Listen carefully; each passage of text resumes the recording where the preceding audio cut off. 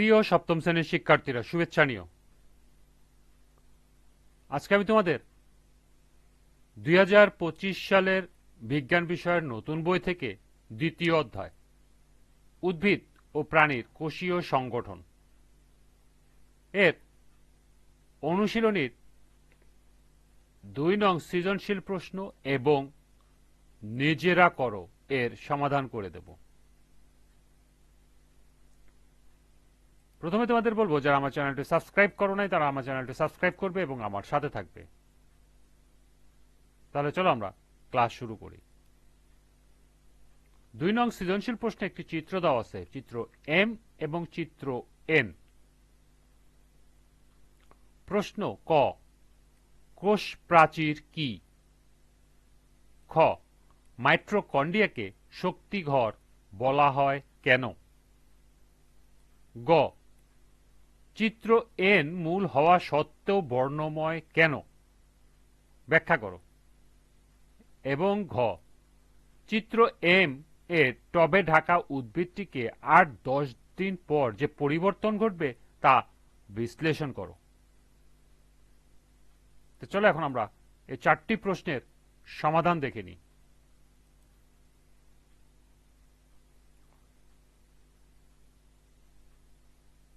সৃজনশীল প্রশ্নের 2-এ যে চিত্র দেওয়া আছে তার মধ্যে এম চিত্রটি সবুজ দুর্বাঘাস টব দিয়ে ঢেকে রাখার চিত্র এবং এন চিত্রটি হলো একটি গাজরও চিত্র।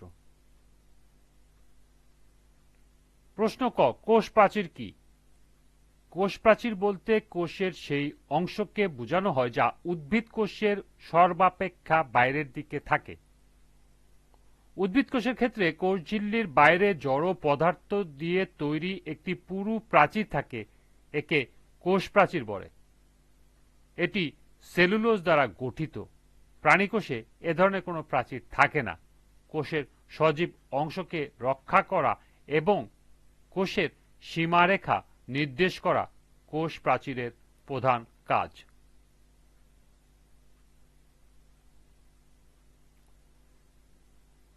দ্বিতীয় প্রশ্ন ছিল, মাইটোকন্ড্রিয়াকে শক্তিঘর বলা হয় কেন? এর সমাধান হবে, মাইটোকন্ড্রিয়া কোষের সাইটোপ্লাজমে অবস্থিত একটি অত্যন্ত গুরুত্বপূর্ণ অঙ্গাণু, যেখানে শ্বসন প্রক্রিয়ায় শক্তি উৎপাদনের কয়েকটি ধাপ সম্পন্ন হয়। শ্বসন ক্রিয়ার 4টি ধাপ: গ্লাইকোলাইসিস, অ্যাসিটাইল কোয়েট সৃষ্টি, ক্রেবস চক্র এবং ইলেকট্রন প্রবাহ তন্ত্র। এর প্রথম ধাপ মাইটোকন্ড্রিয়ায় ঘটে না, তবে দ্বিতীয়, তৃতীয় এবং চতুর্থ ধাপ মাইটোকন্ড্রিয়ার মধ্যেই সম্পন্ন হয়। শ্বসন প্রক্রিয়ায় কোষের ভেতরে থাকা গ্লুকোজ অণু ভেঙে জীবের ব্যবহারযোগ্য শক্তি উৎপন্ন হয়। মাইটোকন্ড্রিয়া শক্তি উৎপাদনে ভূমিকা পালন করে বলে একে কোষের শক্তিঘর বা পাওয়ার হাউস বলা হয়।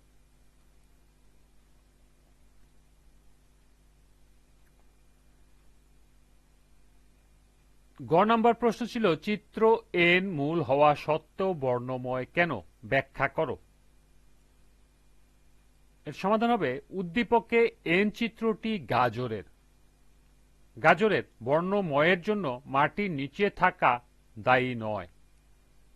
এর পিছনে আছে বিজ্ঞানসম্মত একটি কারণ। গাজরের রঙের জন্য দায়ী ক্রোমোপ্লাস্টিড বা বর্ণযুক্ত প্লাস্টিড এর এক ধরনের রঞ্জক পদার্থ, যাকে বলা হয় বিটা ক্যারোটিন। গাজরের একটি জিনগত বৈশিষ্ট্য হল বিটা ক্যারোটিন উৎপাদন করা।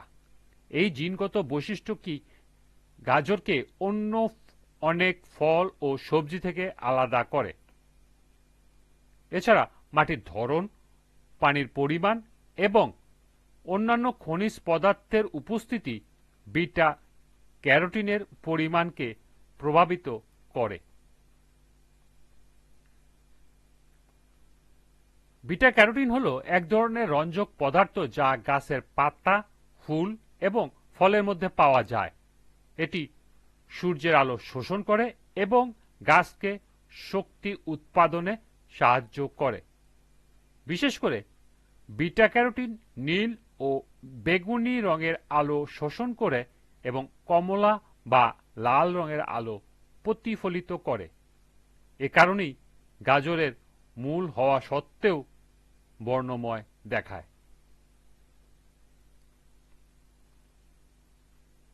এ ছিল তৃতীয় প্রশ্নের উত্তর। এবার দেখব আমরা সর্বশেষ প্রশ্ন ঘ। চিত্র এম এর টবে ঢাকা উদ্ভিদটিকে ৮-১০ দিন পর যে পরিবর্তন ঘটবে তা বিশ্লেষণ করো। এর সমাধান হবে উদ্দীপকে এম চিত্রটি টবে ঢাকা কিছু সবুজ দূর্বাঘাস। সবুজ দূর্বাঘাসে কোষে থাকে ক্লোরোপ্লাস্ট। ক্লোরোপ্লাস্টে সবুজ বর্ণের ক্লোরোফিল নামে রঞ্জক পদার্থ থাকায় সবুজ বর্ণ ধারণ করে। সালোক সংশ্লেষণে সহায়তা করা ক্লোরোপ্লাস্টের প্রধান কাজ। উদ্ভিদের যেসব অংশে আলো পৌঁছায় না সেসব অংশে লিউকোপ্লাস্ট বা বর্ণহীন প্লাস্টিক থাকে। টবে ঢাকা থাকা কারণে সবুজ দূর্বাঘাস সূর্যের আলো পাবে না, ফলে আলোর অভাবে ক্লোরোপ্লাস্টগুলো লিউকোপ্লাস্টে রূপান্তরিত হয়ে যাবে। ৮-১০ দিন পর টব নিলে দেখা যাবে সবুজ দূর্বাঘাস সাদা হয়ে গেছে।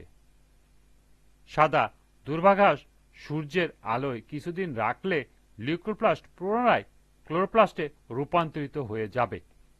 অর্থাৎ সাদা দূর্বাঘাস রূপান্তরিত হয়ে সবুজ দূর্বাঘাসে পরিণত হবে। এই ছিল সৃজনশীল প্রশ্ন ২ এর সমাধান। এরপর নিজেরা করো। এখানে একটি প্রশ্ন দেওয়া আছে, লক্ষ্য করো। তোমার দেহের কোন কোন অঙ্গ ঐচ্ছিক পেশি তার একটি তালিকা তৈরি করে শ্রেণীতে উপস্থাপন করো। তাহলে চলো এখন আমরা এর সমাধান দেখে নিই।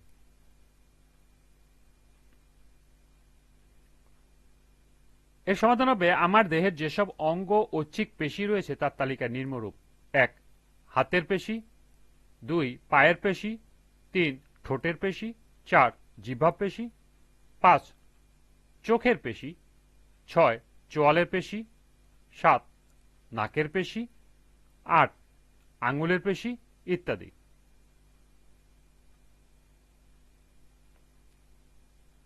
এই ছিল নিজেরা করো এর সমাধান। এরই সাথে দ্বিতীয় অধ্যায়ের সমাপ্তি। আজকের ক্লাসটি এ পর্যন্তই। সবাইকে আবারও বলছি, যারা আমার চ্যানেলটি সাবস্ক্রাইব করো নাই তারা আমার চ্যানেলটি সাবস্ক্রাইব করবে এবং আমার সাথে থাকবে। সবাইকে পরবর্তী ক্লাস দেখার আমন্ত্রণ জানিয়ে আজকের মতো আমি এখানে বিদায় নিচ্ছি। আল্লাহ হাফেজ।